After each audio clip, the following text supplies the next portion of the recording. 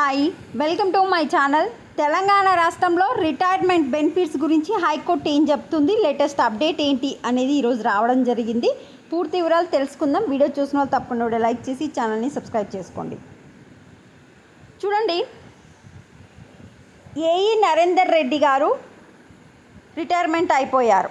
Retirement అయిపోయిన తర్వాత 6 నెలలకు కూడా తనకి రావాల్సిన ప్రయోజనాలు రాలేదని చెప్పి కేసు అయితే వేయడం జరిగింది.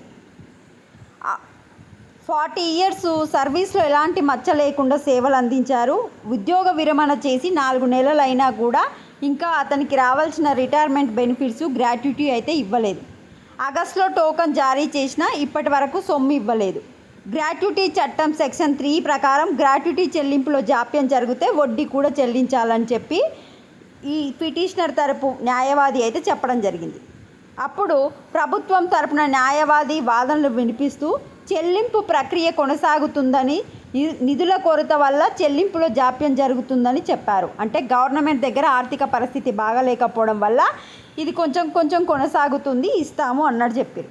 అప్పుడు హైకోర్టు ఏం చెప్పింది, ఇప్పుడు ఇట్లాంటి సమయాలనే ఉచితాల గురించి ఆలోచించాలి. అన్ని ఉచితాలను ఇచ్చుకుంటూ పోతూ ఉంటే ఇప్పుడు ప్రభుత్వ ఉద్యోగులకు రిటైర్మెంట్ బెనిఫిట్స్ కూడా ఇవ్వలేని పరిస్థితిలో ఉన్నట్టు చెప్పింది. సమయం ఆసన్నమైందన్న హైకోర్టు ప్రజలు కూడా పరిగణలోకి తీసుకోవాలని వ్యాఖ్య. గ్రాట్యుటీ పొందడం ఉద్యోగి హక్కు అని, పిటిషనర్ బకాయిలు 10 రోజుల్లో చెల్లించాలని ఆదేశం. ఎవరైతే కేసు వేశారో వాళ్ళ యొక్క రావాల్సిన పైసలు 10 రోజుల్లోగా గ్రాట్యుటీతో సహా రిటైర్మెంట్ బెనిఫిట్స్ కూడా అతనికి ఇవ్వాలని చెప్పి అయితే హైకోర్టు చెప్పింది. రాష్ట్ర ఆర్థిక పరిస్థితిపై అవగాహన లేకుండా ఇష్టారాజ్యంగా ప్రభుత్వాలు ఇస్తున్న ఉచితాలపై ఆలోచించవలసిన సమయం ఆసన్నమైందని హైకోర్టు అభిప్రాయపడింది.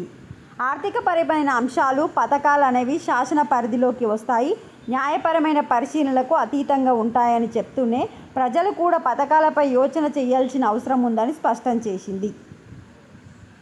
సో ఉద్యోగ విరమణ పొందిన ప్రయోజనాలు అందచేయలేదని ఒక వ్యక్తి కేసు వేయడం వల్ల ఇదంతా చెప్పింది. సో అన్ని ఉచితాలు ఇస్తే గవర్నమెంట్ దగ్గర పైసలు ఉండయి, ఇట్లా రిటైర్మెంట్ వాళ్ళ పైసలు కూడా ఇవ్వలేకపోతుంది కనుక గవర్నమెంట్ ఆలోచించాలి.